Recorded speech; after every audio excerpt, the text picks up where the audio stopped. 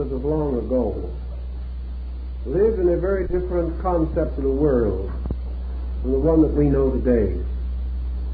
Perhaps the greatest difference was in the universal recognition that reality was spiritual, not material. That all physical and material things were suspended from spiritual causes. And man, searching for these causes, instinctively turned his attention to what he regarded as the superior parts of the world.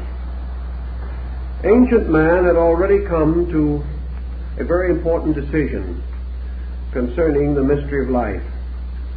He assumed it to abide in the furthermost parts of the world and the innermost parts of himself.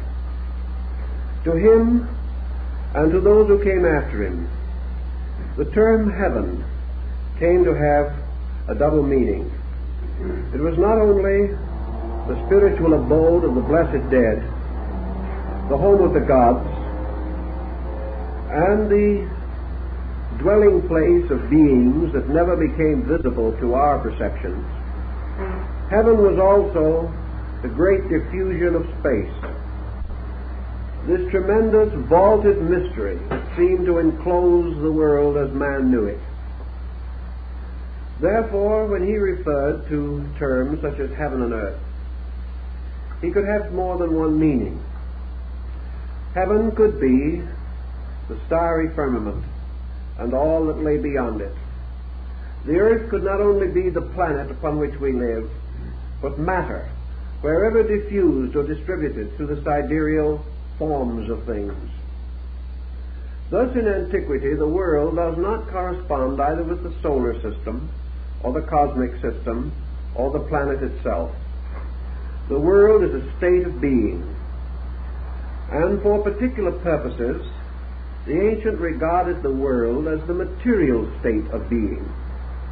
He extended it outward, not only to the orbits of the planets, but out into space, into all the hypothetical physical forms that might exist anywhere in the great material diffusion of matter and substance and of elements and essences.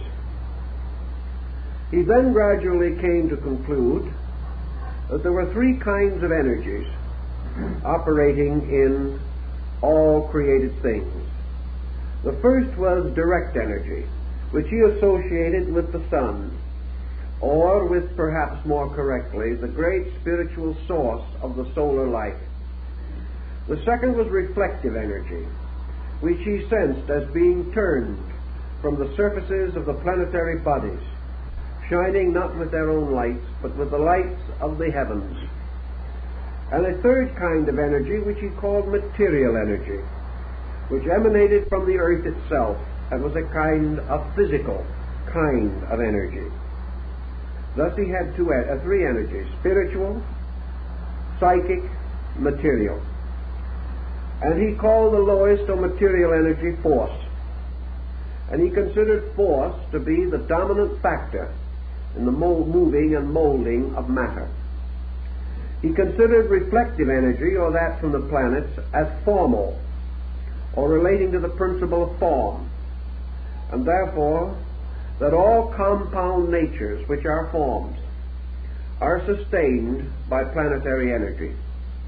He then assumed that the spiritual life and power is the root of things, consciousness, essence, life per se, came from a further kind of energy which he regarded as solar, or belonging to the pure life of a sun. He then populated the firmament with suns, declaring that they were scattered like flowers throughout the great field of the sky, and that all these blazing suns together constituted the collective spiritual energy which sustained creation. These suns were what he called in those days, particularly the Chaldeans, the father fountains of all things. For these suns were like vast springs rising in the fields of eternity, and watering with their life all of the structures which we call created or creation.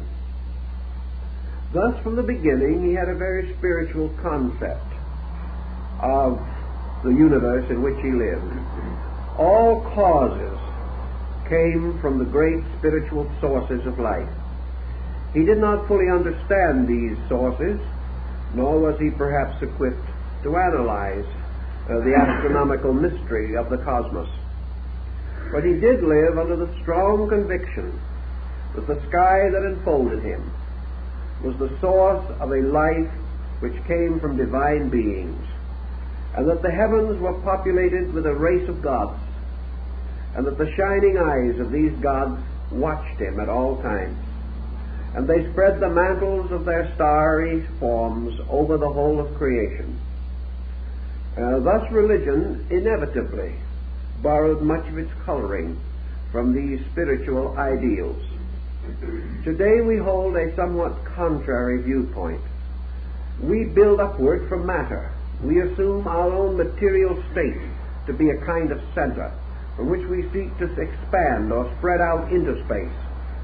Perhaps some do hope to find in space the answers to the mysteries of existence. But we are groping out towards spirit, whereas our ancient forebears lived forever in the acceptance of spirit. They lived forever in the realization that their little life was rounded by a vast spiritual scheme or plan. It was natural that the ancients, possessing as they did so strong and powerful an interest in philosophy, should have gradually organized the primitive opinions and convictions that had arisen in human experience. Thus, by degrees, theories were developed, concepts were formulated to explain the great mysteries of space. These explanations were not essentially very different from our own. We use more scientific terminology, and we have certain calculations to support our opinions. But ancient man did not differ so much from us in conclusions as we might immediately suppose. We assume that he must have been ignorant in comparison to what we know. But as we have said in other talks, primitive man seems to have possessed an intuitive power to grasp at realities. He lacked the words, he lacked the convenient terms and idioms with which to express what he had discovered or what he had felt or known. But at the same time, he has left us, perhaps crudely but effectively, the record of his contemplations. So astro-theology must include this understanding of space, of the worlds, of creation, and of the laws governing all of these things. Perhaps one of the most complete expositions of this that we have will be found in the religions of ancient India. Here we find astronomer Brahmins, students of space and time, working with the great foundations of knowledge even as we labor today. These ancient Brahmins not only possessed unusual intellectual powers, but a tremendous daring of spirit, which enabled them to evolve and perfect concepts that almost overwhelm us even today. Their estimate, for example, of the length of life of a solar system was so mathematically amazing that we do not yet dare to believe it, yet we have never proved it to be untrue. All of these extensions, mathematical, scientific, rational, resulted in the gradual integration of a great concept of macrocosm-microcosm analogies of the operations of laws on different levels, and the gradual extension or expansion of the things that we know out into the great vistas of the unknown, seeking to conquer that which is beyond our sensory perception with the pure strength of our reasoning and intuitional faculties. So we have some interesting points which they made, which come within the province of our present thinking, and so we will attempt to expound at least some phases of their beliefs on these matters. To the ancient Brahmin, to the ancient Hindu scholar, space was first of all a totality, a unity. It was not an absolute diffusion going on forever and ever. It was a totality without boundaries, as far as we can conceive boundary. It was an allness that was also a oneness. For space, to these ancient people, was the ultimate answer. It was the only recourse of the mind or of the reasoning power in attempting to analyze an existence as we know it.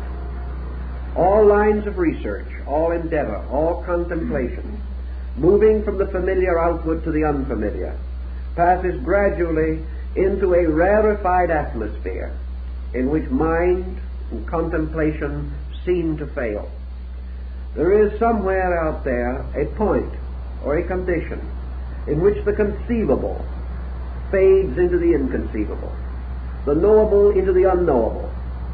That which has an existence in time retires into an eternity. And in this great collective concept of ultimates, ancient man established his definition of space. Space was ultimate. Space was unconditioned, for it preceded condition. It was ultimately again unconditioned because it extended beyond condition. All things that exist arise in space and vanish into it again. Thus space, and all that it represents symbolically, is the eternal. It is that which has neither beginning nor end. It has no upper nor lower parts. It has no superior or inferior members. It goes on forever. Every part of itself full of life. Every part of itself germinal and seminal. Every part of itself capable of releasing beings from itself. It is a completely rich, inconceivable kind of earth, an invisible earth in which everything grows.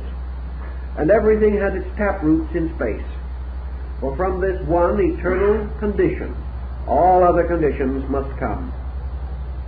Thus this unconditioned cannot be vacuum, cannot even be continuum as we know it. It must be total fullness. Space must be the most complete of all things.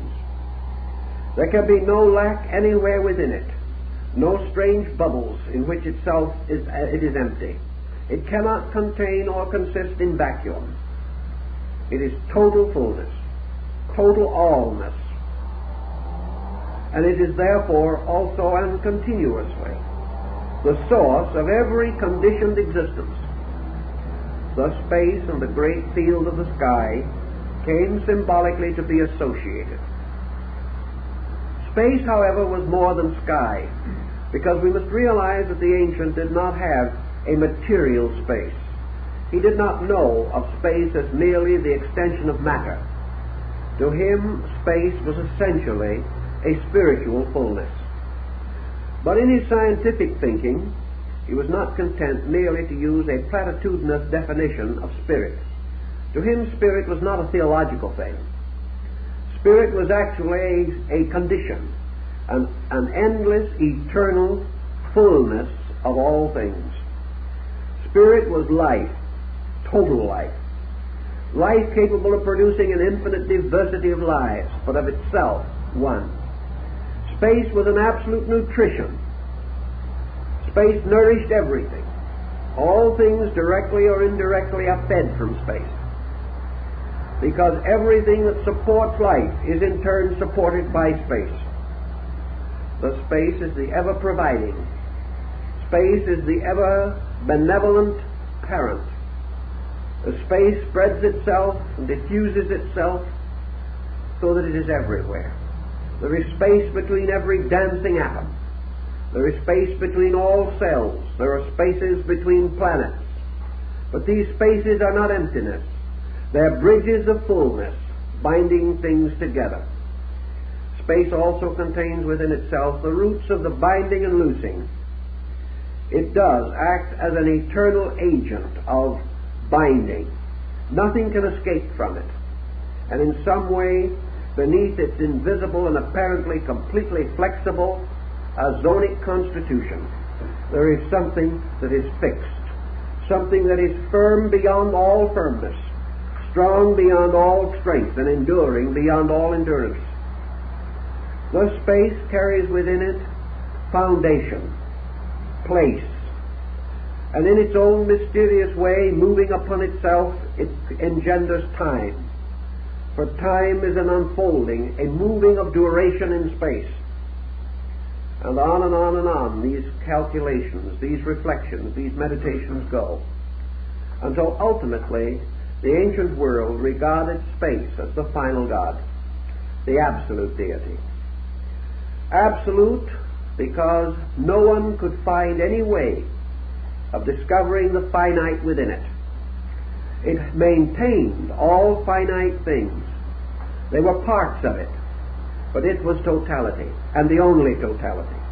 And everything that exists, when mingled with everything else that exists. These sums together can only equal space. So space is not only the place in which all things are, it is the substance from which all things come. And within it move the laws and principles by which all things are guided and directed.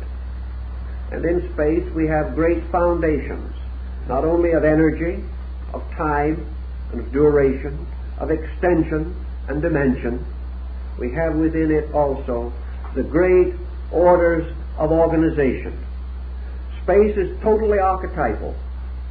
It contains within itself an infinite diversity of patterns, for it contains every conceivable form, every conceivable structure, every conceivable radiation or pattern or design that can exist anywhere.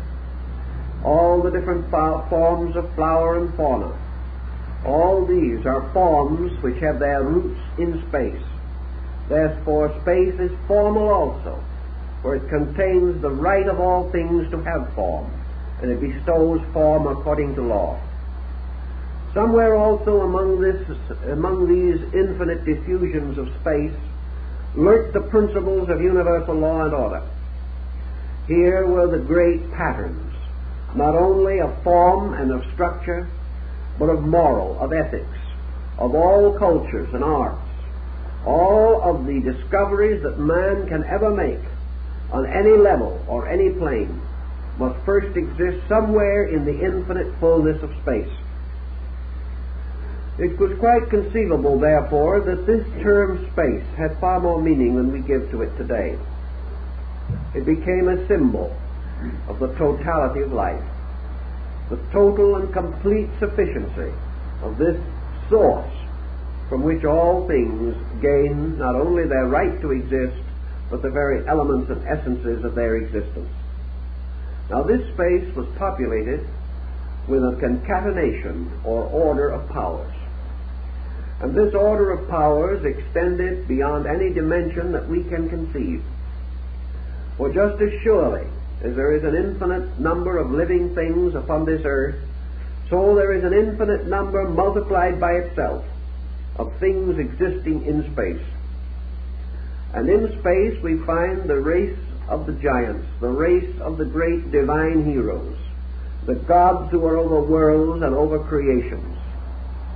And the ancients, struggling with his concepts, seeking to determine the way in which all these things operated, came upon a mysterious pattern of septenaries. Everything evolved or developed in terms of sevens. And therefore, in the very dawn of things, a septenary of powers, representing the seven primary attributes that man was able to experience concerning universal energy.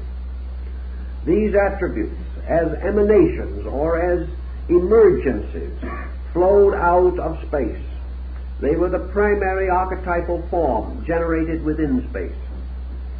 Now, by what means and under what conditions are we to assume that space, moving endlessly in its own nature and substance, should pass through alternations of objectivity and subjectivity? The ancient, observing everything else in space, assumed likewise that motion was there. Motion originated in a movement of space. Motion existed in two forms, or of two kinds: motion in suspension and motion in action. Space in its own substance was infinite motion in suspension. Space contained the potential of all movement because it possessed all direction. But this movement passed through alternate periods of action and inaction, an immense rhythm residing within space, like a cosmic pulsation. Just as the tides of the earth ebb and flow, so the tides of space are forever moving, and space is either outpouring or indrawing constantly. Space is like a breathing, the breath of Shiva. It breathes forth worlds by exhalation, and it draws them back into itself again by inhalation. Thus everything in space is either moving from the spatial energy or returning to it again, forming great arcs and resulting in a curved continuum which ultimately ends in an infinite circle. These things, therefore, these beliefs, caused the ancients to assume that at certain times and under periodic conditions, space became objective.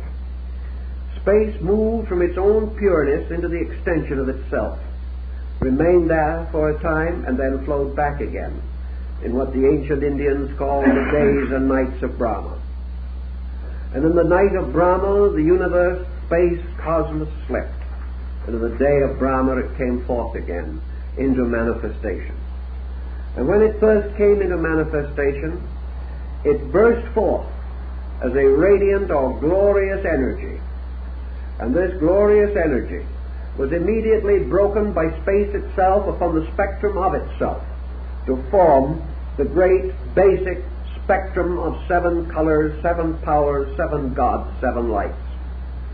So according to the ancients, when space becomes created, there comes forth from it 7 foundations, 7 immense principles of principles, dependent upon principle.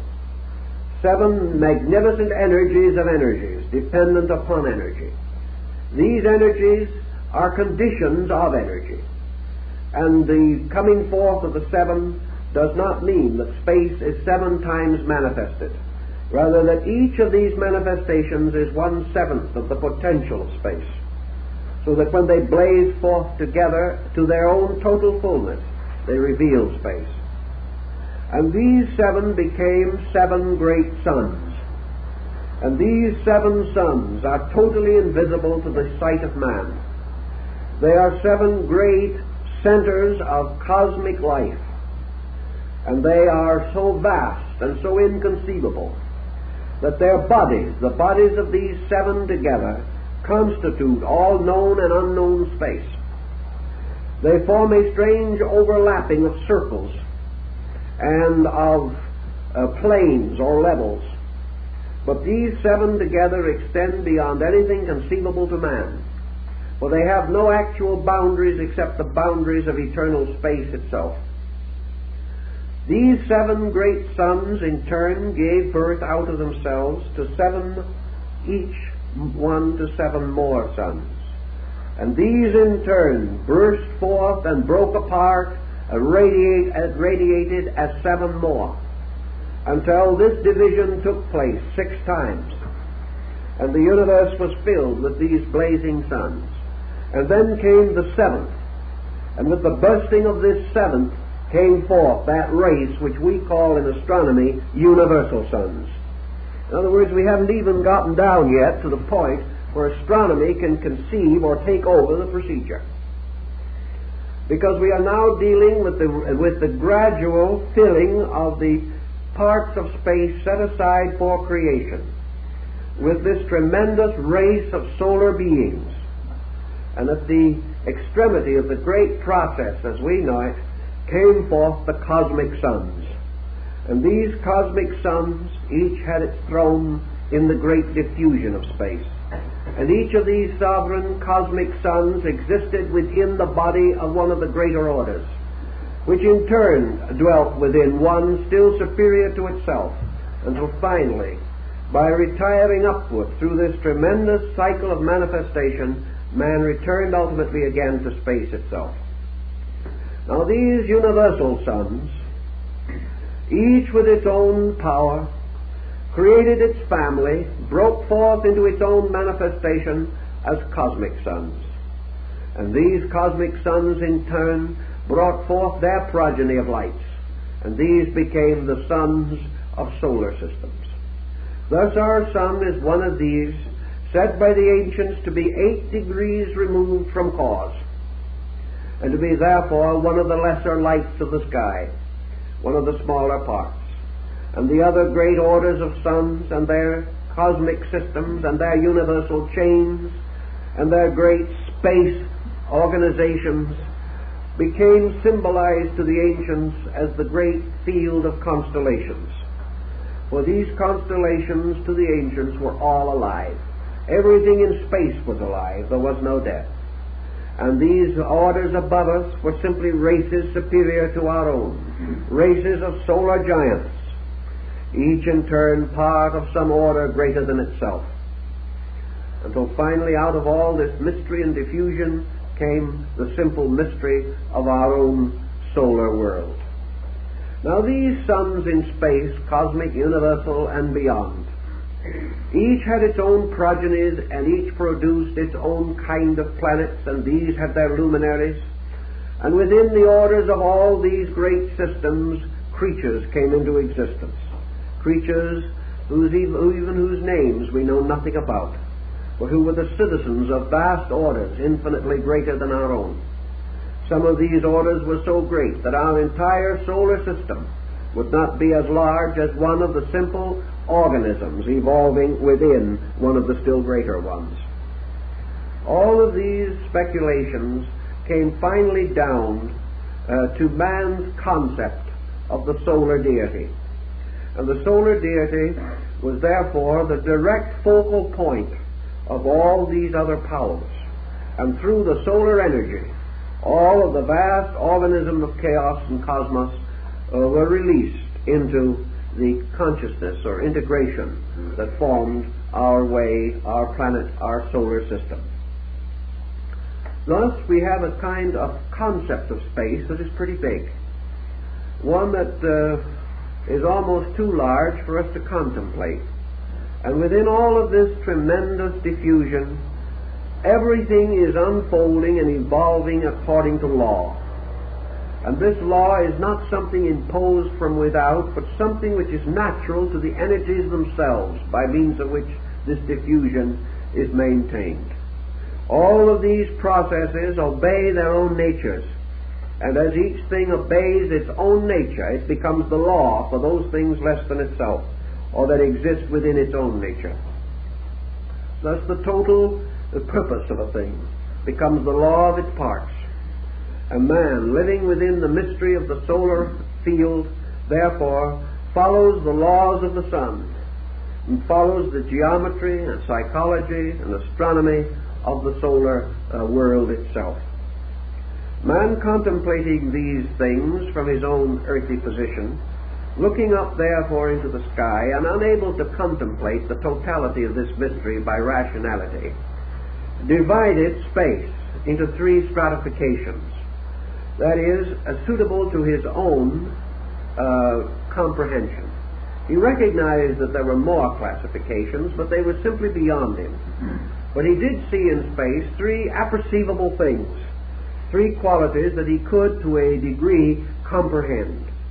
And the first of these great diffusions of the firmament he called the first motion, the primum mobile, the great motion of the world. And he declared that this motion, this rhythm, this tremendous continuance of ever-flowingness represented to a great degree the life of God. But this life was a life forever in motion, both quantitative and qualitative motion, far more than anything we know. But he likened this motion to the tremendous motion of the heavens. He saw the heavens moving about the earth in a great pageantry, an eternal processional, without beginning or end. Then the second division of the heavens, which he recognized, was a kind of psychic field, which was located between the first motion and the firmament.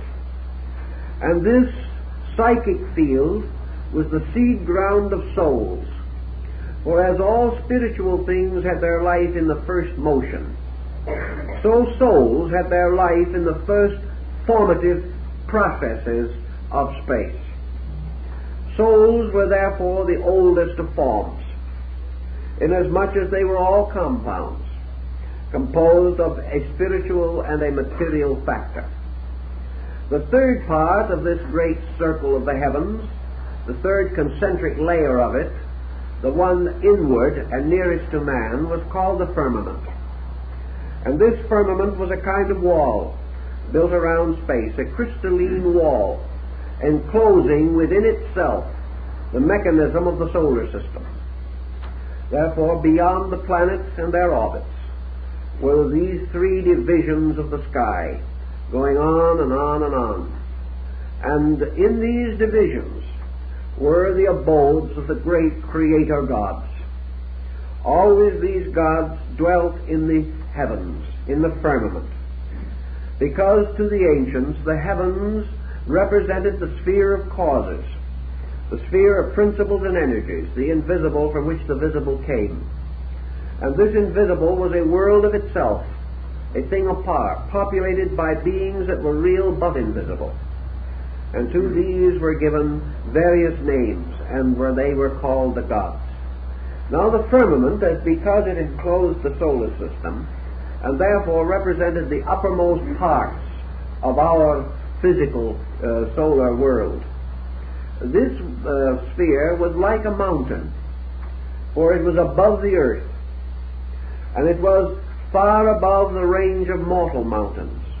And to the Indian philosophers, this mountain was Meru, the abode of the gods. To the later Shivites, it was Kailasa, the great mountain of Himavat. It was the Olympus of the Greeks, and the mysterious Jerusalem golden mountain of Christianity. It was a mountain because it was above, and men lifted up their eyes unto the hills, from whence cometh their help. So man, looking upward, did so not just quantitatively or physically, but in a symbolic sense, a looking toward the superior. And this superior for him was this strange sky that closed him in, as with a curtain of blue spangled with stars. In this process, therefore, we begin to see how the ancients devised their egg of the world, the strange shell of this egg being the firmament, and beyond the firmament another world extending on and on. We get a very good picture of this concept in the Revelation of St. John, also in Muhammad's night journey to heaven, and in the divine Pymander of Hermes Trismegistus. Here we also find it in the descent of Istar through the seven gates to descend into the underworld, because this heaven abode was separated from the earth upon which man stood by the royal arches of Enoch, the royal arches of the sky, the arcs of the planets. And as man ascended through the orders and orbits of these planets, he came near to the empyrean, or the great abode of the stars, the firmament. And by inspiration, by inward illumination, this ascent lifted him above matter and into the abode of the gods. And this was represented by placing a small door in the sky, through which St. John is said to have passed in his mystical reveries to examine the world that lay above. And here he found the sea of glass, before which stood the throne of the Eternal, hymned by the 24 elders, surrounded by the angels and symbols, and in the midst of it standing the Lamb with the seals of revelation. And in this great vision, then, we had man moving into what he regarded as the causal universe.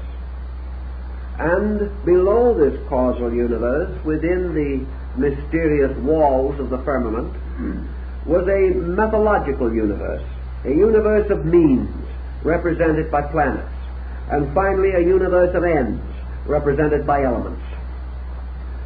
Thus the universe consisted of a cause moving through certain methods or means, and finally flowing into receptivities or ends, called material or substantial.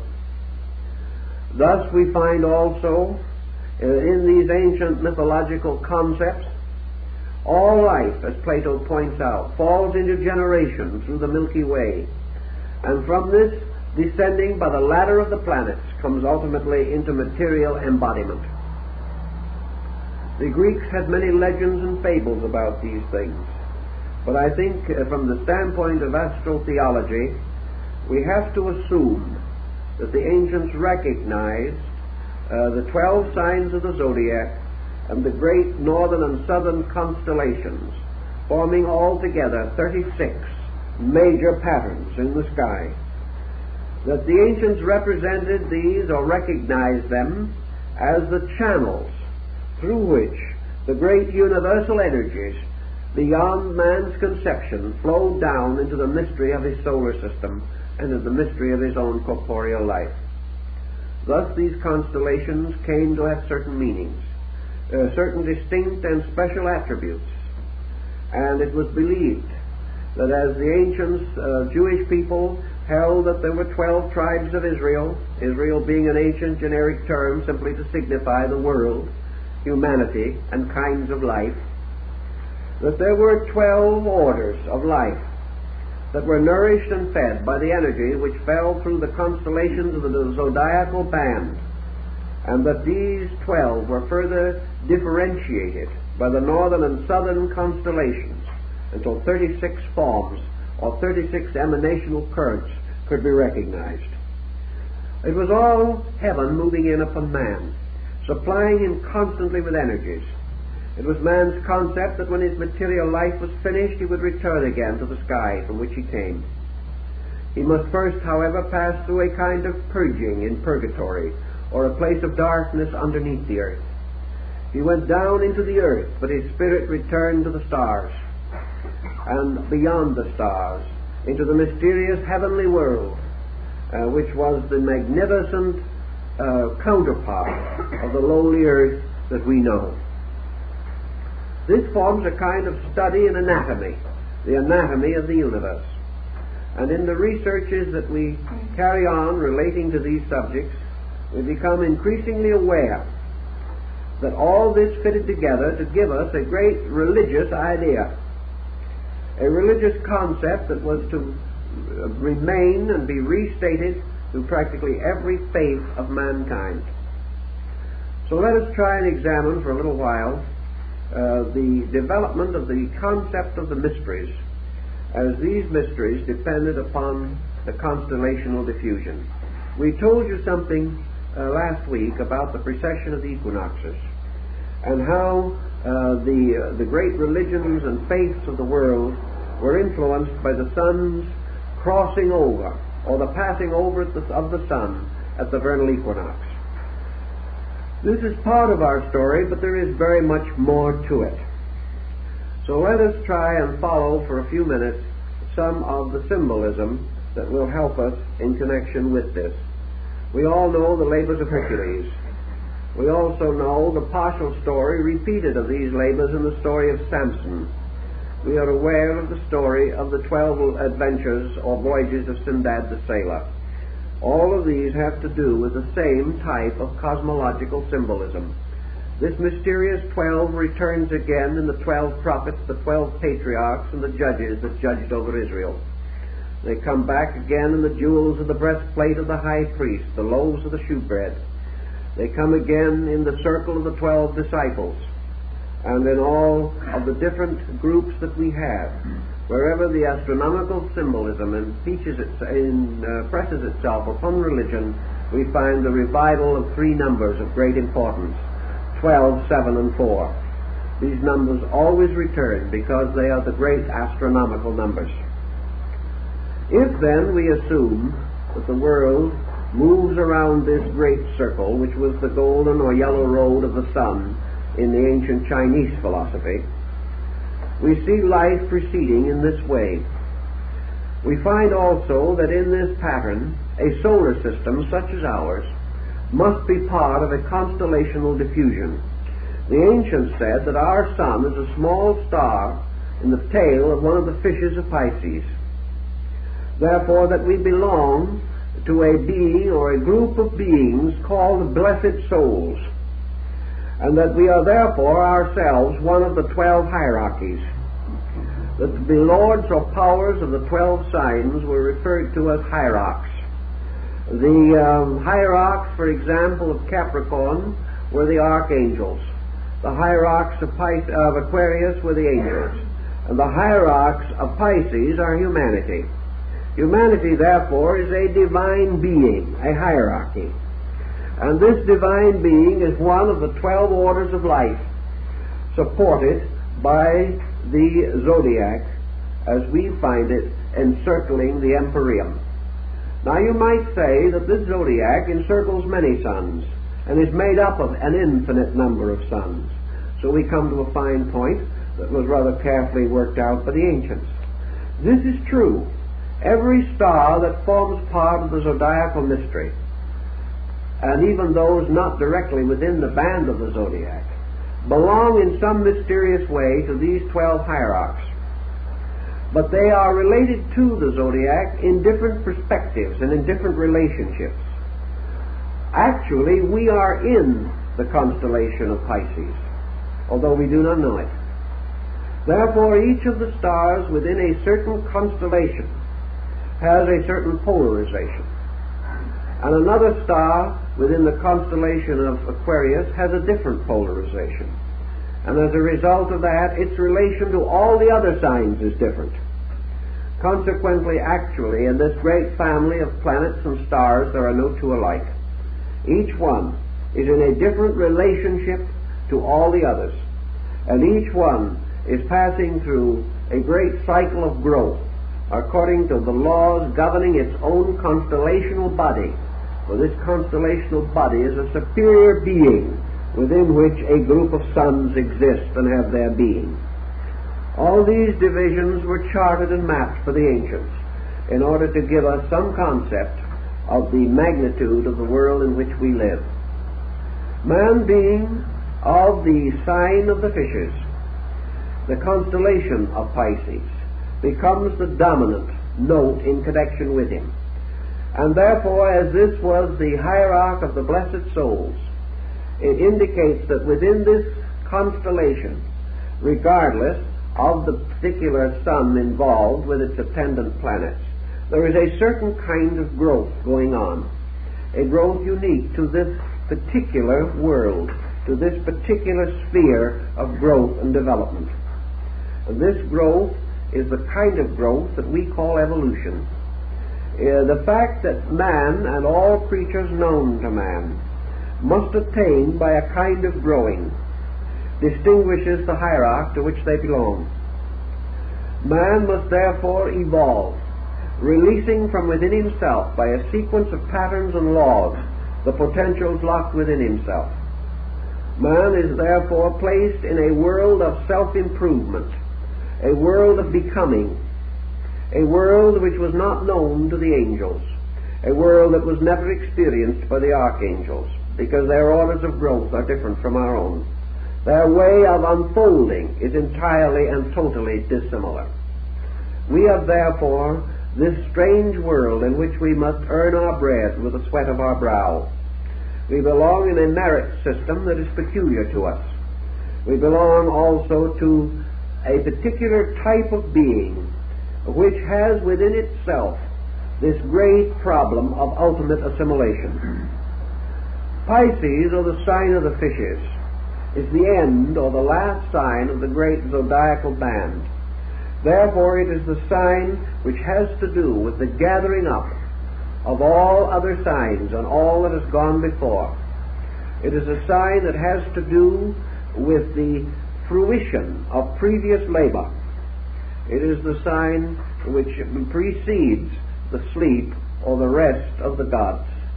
Therefore it is the sign of the old and the end. It is the sign of things having reached destination, having completed arcs and cycles of purpose. And in this we find man living under the strange principle of retributional law, a law peculiar to his hierarchy, and a law which he must fulfill. Man, therefore, of all creatures, is most strongly and profoundly affected by these laws of karma, of destiny.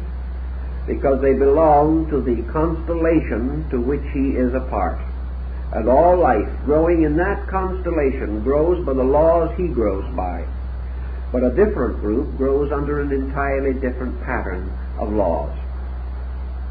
Also, man has another quality derived from this hierarchy, and that is the great compassional factor, the great priesthood. For in a strange way, the sign of the fishes is the sign of priesthood. For it also has to do with that part of the solar system from which the new cycle is to be born.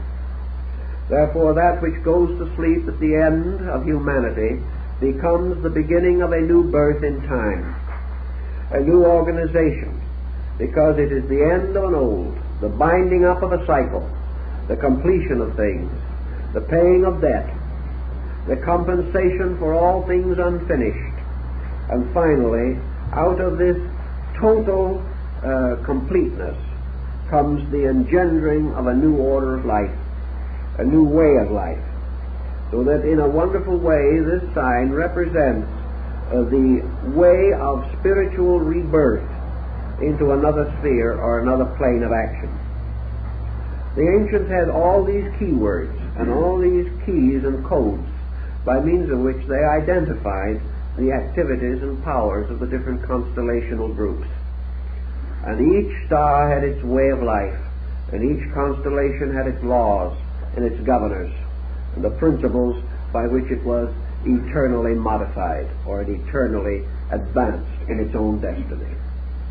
This brings us to another concept in ancient astronomical symbolism, namely that space is full of mind, that all of these great sovereign bodies are mental entities as well as spiritual beings. They are mental energies because the ancients were convinced that the suns were alive, that they were not merely masses of energy, but they were the bodies of blessed gods. And we find this so beautifully told to us in the Emperor Julian's oration to the sovereign sun. These suns, these great centers of life everywhere in space, were conscious, rational beings. It was only in comparatively recent times that man came into the conviction that he lived in a world in which he was conscious and other things were unconscious. Ancient man believed that he possessed a minimum of consciousness, and that these greater beings around him were far more conscious and far more luminous and far more aware than himself. Man could not understand these beings, but they could understand him. Therefore, the great central suns were centers of understanding, and therefore of benevolence.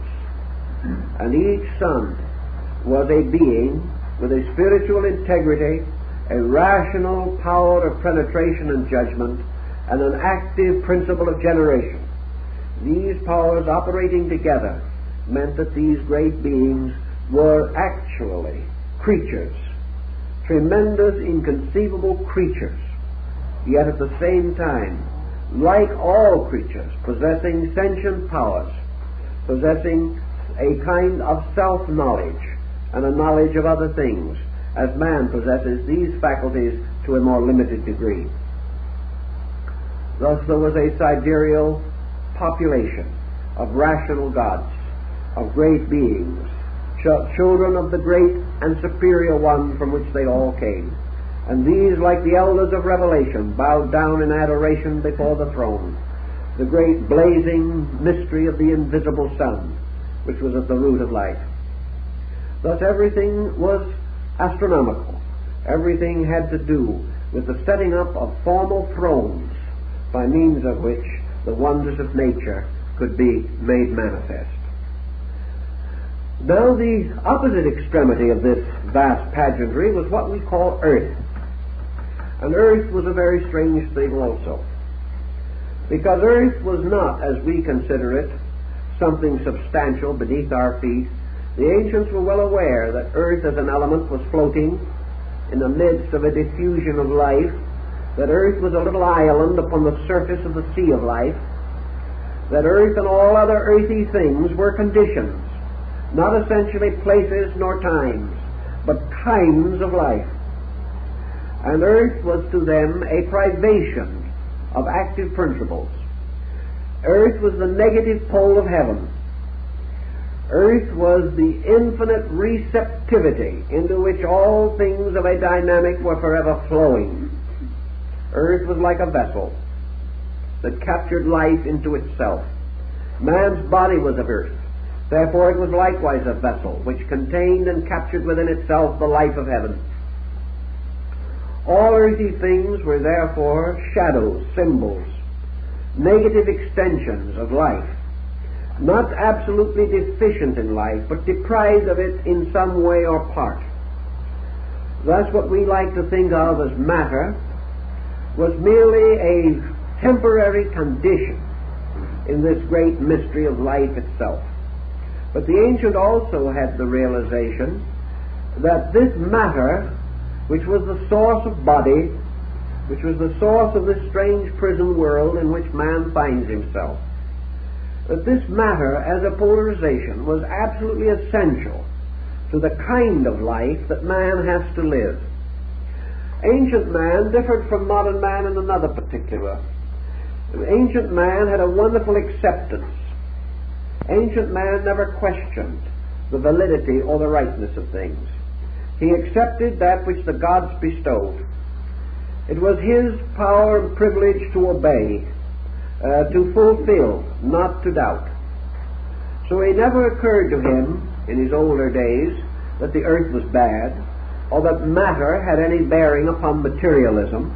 He never conceived of materialism as we know it, where materialism is simply a kind of worshipping of matter, whereas ancient man worshipped light and the sun and space and the gods. But if we have become a little inclined to develop a matter fixation, it is simply because in our way of life, matter is the only thing that we can see, and only things composed of some kind of matter or containing material elements are visible to us. Pure life, pure intelligence, pure love are not visible to us, except when we clothe them in some material symbol by which they become recognizable, either through their attributes or through their propensities. But matter itself, which is body, the beginning of all bodily condition, is a receptacle which receives into itself the life and light of heaven as into another kind of earth. And from this earth the light bursts forth again through the seed, and all things grow upward from matter towards the life which is their common source. So we have elements. Elements not only on our earth, but elements throughout space. For space everywhere is polarized.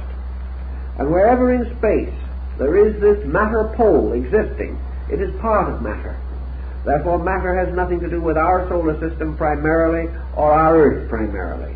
It is a condition that exists wherever life moves out into activity, because it represents the receptivity which must receive that activity.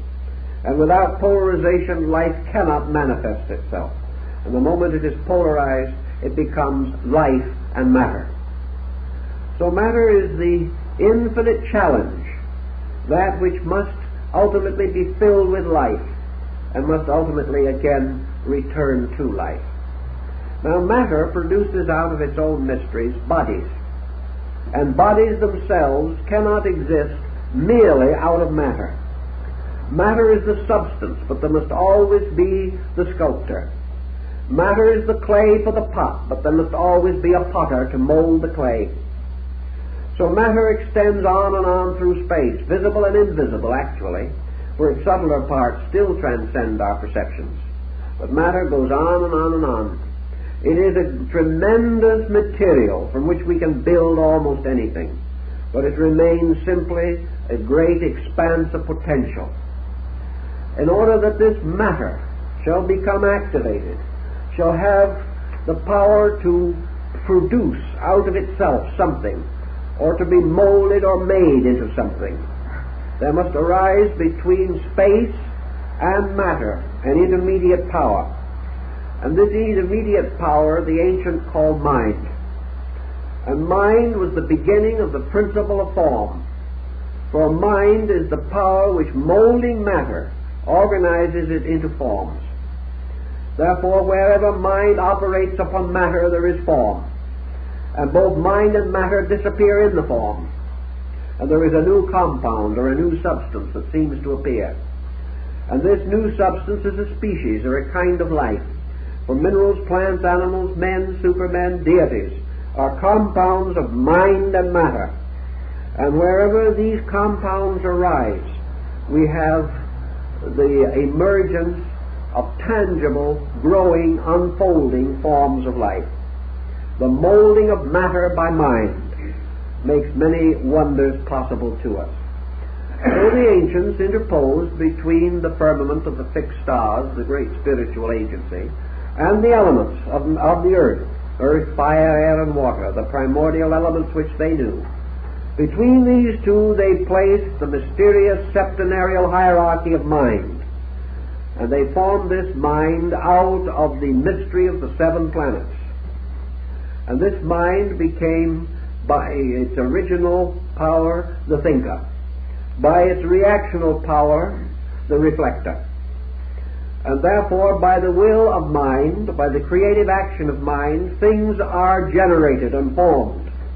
But by the reflective power of mind, things are regenerated and reformed.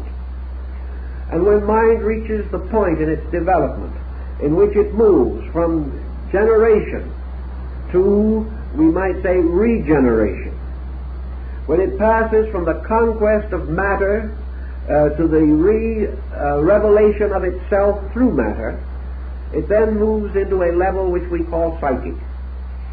And the soul is the regenerating, redeeming, transmuting power which arises from the reflective attributes of mind. So the ancients had their 7 planets, which formed the rational focus. These 7 planets gradually developed into the 7 powers of the human mind, represented and throned in the 7 parts of the brain, even as the 7 powers of the spirit are located in the septenarial division of the heart.